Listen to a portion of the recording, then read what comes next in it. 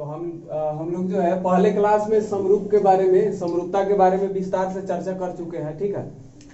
और आज हम लोग जो है सिद्ध करने वाले हैं 6.1 थेल्स पर में। थेल्स के द्वारा दिया गया सिद्धांत है कि यदि किसी त्रिभुज की एक भुजा के समांतर अन्य दो भुजाओं को भिन्न भिन्न बिंदुओं पर प्रतिच्छेद करने के लिए एक रेखा खींची जाए तो ये अन्य दो भुजाएं एक ही अनुपात में विभाजित हो जाती है, ठीक है। तो आइए इसके लिए हमें पहले जो है एक फिगर ड्रॉ करते हैं, त्रिभुज बनाते हैं, फिर आपको समझाएंगे। एबीसी एक त्रिभुज लेंगे और कह रहा है कि यदि एक त्रिभुज की एक भुजा के समांतर, मान लीजिए बीसी के समांतर अगर एक अलग भुजा खींचा जाए जिसका नाम दे देते हैं डी और ई, ठीक है, डी और ई। इतना इसके सिद्धांत के अनुसार जो है फिगर ऐसे ड्रॉ कर लेंगे, ठीक है। इसमें कुछ रचना भी करना पड़ेगा अपने से, फिर सिद्ध करेंगे। सबसे मेन पॉइंट जो है समझना है इसमें कि सिद्ध कैसे होगा, कह क्या रहा है इसमें, सिद्ध करने के लिए क्या बोल रहा है। तो इसमें कह रहा है कि अगर एक त्रिभुज है उसमें एक भुजा के समांतर एक डी जो है खींचा गया, बीसी के समांतर डी खींचा गया, तो आपको सिद्ध करके दिखाना है एक ही तरफ के भुजाओं का अनुपात समानुपाती हो, या अन्य दो भुजाएं एक ही अनुपात में विभाजित हो जाती हैं। जैसे इधर का AD और इधर का DB, इधर वाले भुजा AE बटा इसी के समानुपाती होना चाहिए, यही सिद्ध करना है, ठीक है। तो ये कैसे सिद्ध होगा, तो वो त्रिभुज के क्षेत्रफल के माध्यम से सिद्ध होगा। त्रिभुज के क्षेत्रफल निकाल के, संगत त्रिभुज का क्षेत्रफल निकाल के अनुपात जब निकालेंगे तब जाके जो है आपको मिलेगा, ठीक है।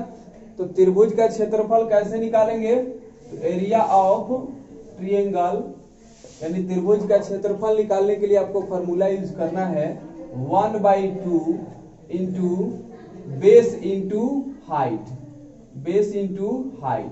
यानी 1/2 गुने आधार गुने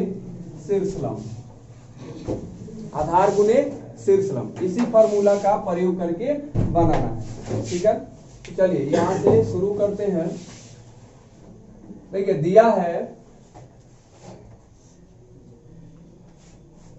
है त्रिभुज ABC में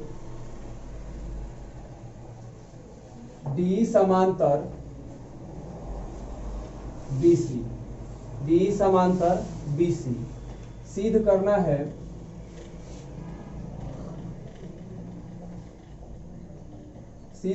है AD/DB बराबर AE बटा EC, इसको सिद्ध करना है। बाकी जो भी हम लोग पढ़ते आ रहे हैं सिद्ध करने के लिए, उसी नियम का जो यहाँ पे पालन करते हुए बनाएंगे।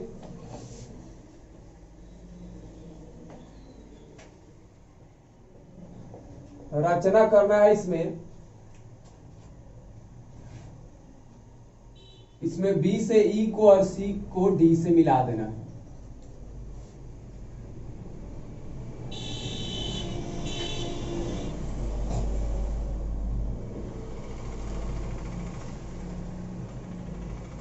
इस प्रकार से आपको B को E से और C को D से मिला देना है। साथ ही इस पर लंब खींचना है। दोनों जो है सिर से D और E से बारी बारी से लंब खींचना है। D से लंब खींचना है AC पर और E से लंब खींचना है AB पर। यहां से इस तरह से लंब खींच देना है।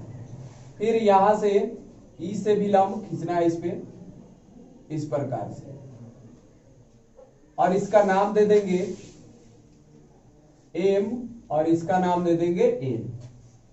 तो इसको भी लिख देंगे DM लंब। देखिए DM लंब जो है पूरे पर होगा, AC पर भी होगा, AE पर अलग अलग EC पर भी होगा, तो पूरा लिख देते हैं AC, ठीक है। AE और EC जो है भुजा AC का ही भाग है, तो जब AC पर ही लंब हो रहा है तो AE पर भी हो सकता है, EC पर भी। अगला देखिए, इसके बाद EN लंब AB पर, EN लंब खींचा AB पर, प्रमाण देना है यहां से। ठीक है, पूरा बिल्कुल नियम से बनाएंगे तब जो है पूरा का पूरा नंबर मिल पाएगा, अन्यथा नंबर जो है एग्जामिनर काट सकता है। चलिए देखिए, तो पहले इधर वाला पोर्शन लीजिएगा, तो इधर EN लंब आ रहा है, इस पे, इस साइड पे EN लंब है। तो EN लंब के लिए जो है पहले जिस त्रिभुज में EN लंब है उसका एरिया निकाल लेते हैं। तो लिखेगा एरिया ऑफ त्रिभुज ADE, ठीक है, एरिया ऑफ त्रिभुज ADE बराबर 1/2 गुने आधार गुना शीर्षलंब। तो आधार हो गया AD और शीर्षलंब हो गया इस पर EN शीर्षलंब हो गया। फिर अब इससे जो जुड़ा हुआ है EN से जो जुड़ा हुआ है, ये देखिए ये वाला BD, इससे जो है BDE त्रिभुज है। तो एरिया ऑफ त्रिभुज BDE बराबर हो जाएगा 1/2 इंटू DB, ठीक है, ये वाला जो है इसका आधार हो गया और शीर्षलंब हो जाएगा E। अब इस दोनों का अनुपात निकाल लेते हैं। अनुपात निकालेंगे, एरिया ऑफ त्रिभुज ADE बटा एरिया ऑफ त्रिभुज BDE 1/2 into AD into EN बटा 1/2 इंटू DB इंटू EN। देखिए, अनुपात का मतलब होता है भाग दे देना। पहले वाले में दूसरे से EN से EN कट गया, 1/2 से 1/2 कट गया, तो आया क्या AD बाई DB इक्वेशन 1 मान लीजिएगा इसे। फिर देखिए, अब इतना कर दिए तो ठीक इसी प्रकार से भी लिख सकते हैं डायरेक्ट। अब ये वाला जो है लिखने की जरूरत नहीं है, थोड़ा शॉर्ट में लिख देते हैं। ठीक इसी प्रकार एरिया ऑफ त्रिभुज, अब इसको ऐसे पढ़ेंगे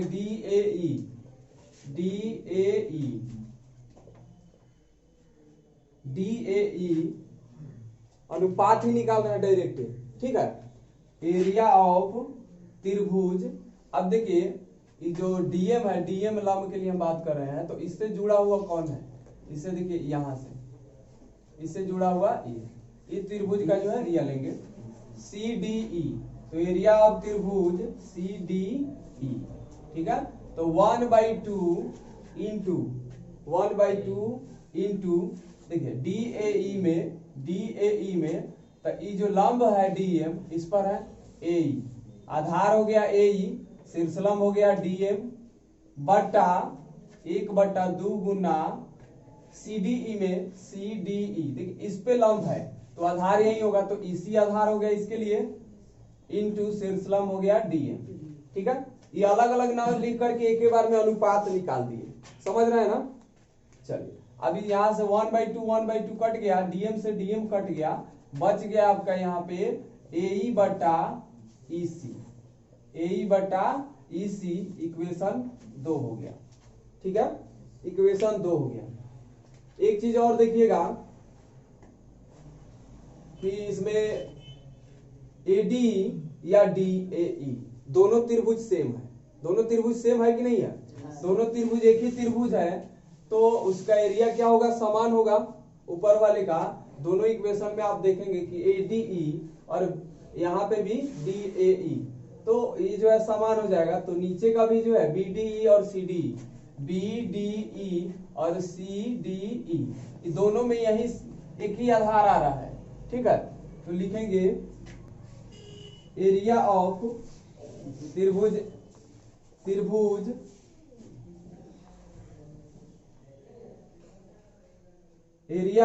त्रिभुज BDE बराबर एरिया ऑफ त्रिभुज CDE। क्यों हो जाएगा? क्योंकि एक ही आधार पे बने त्रिभुजों का क्षेत्रफल सेम होता है। ठीक है, लिख देंगे एक ही आधार पर, एक ही आधार, यहाँ पे डी, दोनों में डी कॉमन है, एक ही आधार DE पर बने त्रिभुज का क्षेत्रफल। इसको इक्वेशन आप ले सकते हैं 3 बराबर होता है। जब ऊपर वाला बराबर है तो नीचे वाला बराबर भी कर देंगे का, AD दोनों में कॉमन था तो दोनों बराबर हो गया, तो नीचे भी बराबर हो गया। तो लिखेंगे अब समीकरण 1, 2 और 3 से, और 3 से लिख सकते हैं AD बटा DB बराबर AE बटा EC। ठीक है, इतना जो है प्रूव्ड हो गया, इतना प्रूव्ड हो गया। ठीक है, चलिए तो अगले वीडियो में हम लोग जो है सिद्ध करेंगे थेल्स प्रमेय का विलोम। तब तक के लिए वीडियो को यहीं पे स्टॉप करते हैं। चैनल पे जो नए होंगे सब्सक्राइब कर लीजिएगा। ठीक है, और बेल आइकन प्रेस करिएगा ताकि नोटिफिकेशन आपको मिलता रहे। वीडियो अच्छा लगे तो लाइक करिएगा, शेयर करिएगा। चलिए, जय हिंद, वंदे मातरम। बने रहिए हमारे चैनल पे।